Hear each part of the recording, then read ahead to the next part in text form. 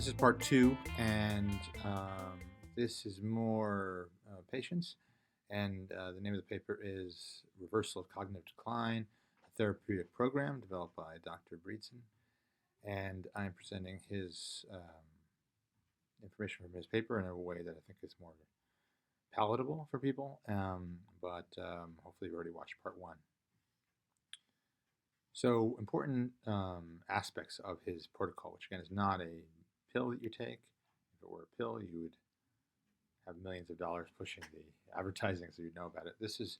Um, this is some of the aspects of things that you need to do if you want to prevent or reverse Alzheimer's, according to him and according to these many case studies that I've already gone through and many more I'll show. Okay, so you need to fast at least 3 hours before sleeping. So if you go to bed at 10, you need to stop eating um, before 7 p.m.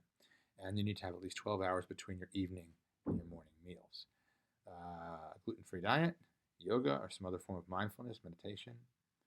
And I believe he's using transcendental meditation. He doesn't say that, but it's 20 minutes twice a day, so that's transcendental meditation. And then a number of natural agents, including curcumin, fish oil, vitamin D, a lot of others. Some of them I've already talked about in part one. And Breedson acknowledges that all patients can't do everything in the protocol, and the people I presented to you and will present didn't, but they saw improvement nevertheless. Okay, so this is a patient that was not presented in part one. Again, this is not a picture of her, it's just a picture created by a computer. 67-year-old woman with 2 years of progressive memory loss.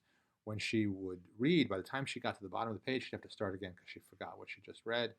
And she was no longer able to remember numbers, like phone numbers, and needed to write down even a 4-digit number to remember it. So she was going to commit suicide. But instead, she began the MEND protocol. And she adhered to some, but not all. This is the key point here. And I don't think any patients adhere to all. And I'm throwing some other things in that weren't in his MEND protocol. So, but anyway, people didn't do it all. So I've summarized some of this stuff, and I'm going to go through it really quickly now, and we'll go into more depth in later videos. So, optimizing the diet, minimizing simple CHO, minimizing inflammation, and so low glycemic, low grain diets, low inflammatory.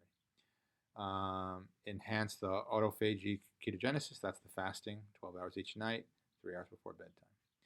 Okay, and the rationale behind that is just basically minimizing inflammation, minimizing insulin resistance, and reducing insulin levels, which, is linked to Alzheimer's. Okay, under reducing stress, yoga, meditation, 8 hours of sleep, and in the other video, I mentioned the importance of choline to promote sleep. He talked about melatonin, but I've found personally that, and other people I've spoken to, that it wears off after a while. So I think meditation, actually, especially transcendental meditation, is a way to get into the sleep that you need very effectively. And then reducing stress. So, yoga, meditation, even listening to music, and I do talk a little bit about that. And the idea was just basically to reduce cortisol, which is the neurological construct that associated with that. Okay, exercising and brain simulation. I think that should be stimulation, actually. Yeah, stimulation, sorry. And so that is 30 to 60 minutes per day, 4 to 6 days a week. And that's why I had that Excel spreadsheet to create a shared community of people, because it's hard to commit to this unless you've got a buddy and other people who are holding you accountable. And then brain stimulation. Now, this is a little controversial because there's some questions about that. I'll get to that in a moment. But in terms of physical activity, it's linked. There's a lot of research. Here's one paper linking physical activity to the growth of the hippocampus. Again, hippocampus is part of your brain where memories are stored. Now, the data for brain stimulation, got it right this time, the apps is weak. That's what I was talking about, the controversy, because they don't really have good control groups for most of the studies they did. And the other people who are not using the app need to be doing something that has equal time and effort. Otherwise, you can't claim that your brain training app is helping them, because it could have been any game or any activity could have helped them. And so very few studies have been done meet these standards. And and those who are willing to engage in these apps, they may be pre-selecting themselves. So You look at what someone like this person, the neuroscientist at Oxford, this is a picture of her, Dorothy Bishop, she says that the games tend to have people staying at home in solitary activities. Maybe it would be better to have them getting out and being social and doing something fun and maybe learning a foreign language. Or you look at music. This is a study done in 2008. Listening to music and generates cortical activity, and learning to read music that can promote physiological changes in the brain. So again, some kind of brain stimulation, but I think making sure it's something you enjoy would be an important part of that. So that's the first 6. And then the MEN protocol includes more than 24 holistic interventions. And patients can do as many as they can. Now, before we end part 2, this one's a little shorter, but this is important. So basically, committing and sticking to these is hard. If you're paying your doctor, if you're seeing this doctor, which probably you can't see because he's probably too busy. He has a book out. But it's really about committing and sticking to them. There's not more. I'm going to give you all the information you need to know from his papers and the other papers and the other research. But the point is that I'm creating this link here. So when I give this presentation to groups, they can just click on this link and they can then be part of a community. So you commit to what you're going to do and you stick to them, and then you have a buddy. So almost nothing worth accomplishing can be done alone. Your buddy's going to pull you along, and the buddy holds you accountable, and that's how you stick to these programs. You can also pay a doctor lots of money, and you feel like, oh, I'm paying him, or paying her, so I have to do it. But it can be expensive. So what I'm just saying is, let's just create this group, and maybe at some point I'll have a small monthly fee just to help put the word out. Because, like I said, basically I'm talking on YouTube into small groups of people, but pharmaceutical companies have that huge war chest of money to get their drugs out there, and none of their drugs are actually working. So I just think it'd be nice to raise a little bit of money to get the word out, but we'll see. So then here's item 7. Now we're going to get a little more technical. So this is homocysteine, and you want your level to be under 7. And basically, this is something that builds up in your blood if you eat meat. And so there are some studies, I think I mentioned in the earlier video, maybe it was in this video, but about the MIND diet.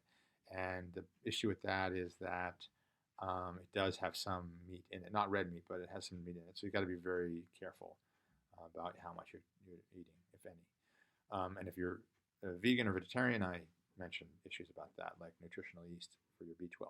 Anyway, side note, if you have a high level of homocysteine, you have a risk factor for heart disease. Anyway, so if your level's under 7, then you're going to have low levels of B6, B12, and folate, renal disease. So again, that's why I talk about nutritional yeast and the other things I talk about. So you may want to reduce your meat intake and increase your vitamin B12, B6, folic acid. Now, there's a home blood test. It's $34. But I just say, assume you're under 7 and just increase your B6, B12, and folate, right? Use that money, $34, to buy food and nutritional supplements. Now, if you're vegetarian or considering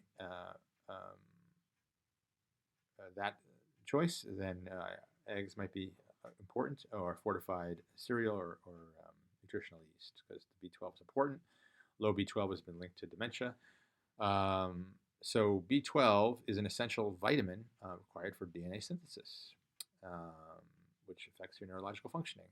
And so if you have less B12, then you have these deficiencies, or maybe you have some kind of malabsorption going on, and this can lead to irritability, dementia, depression, or psychosis. So you can find B12 in eggs, milk. I cross cheese out because cheese has a lot of issues, so I would not stay away from cheese. And yogurt. And the milk, you got to make sure where it's sourced from. You don't want cows that have been taking antibiotics. Anyway, there are, I think in my video, later or before, I have a reference to a nutritional yeast that doesn't have any artificial flavors. They call them natural flavors, but they're not natural. Okay, but folic acid, folate, here are some things that are powerful with that. This image at the bottom is the leaves. The leaves are actually more nutritious in broccoli, but it's hard to get them. So you might want to grow your own. And anyway, legumes, asparagus, leafy greens, beets, citrus fruits, Brussels sprouts, all have folate.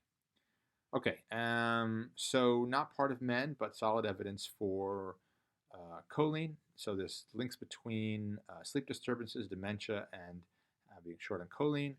And if you have sleep disturbance, then you have less choline. So there's a research study on that I can send you if you're interested. But reductions in choline lead to less acetylcholine, which is a neurotransmitter, so your cells can't talk to each other, so you can't perform tasks that require attention. So there's the step-by-step process. And basically, you just need this neurotransmitter. And so I have this joke of this guy chatting on the phone, but really chat is this process of conversion. Okay. So having choline deficiency has been linked to brain abnormalities consistent with Alzheimer's and is believed to contribute to cognitive decline experienced by these patients. And I have those 3 studies if you want. So we've known about this since the 1990s when this show was on television. But just the word is just not getting out there.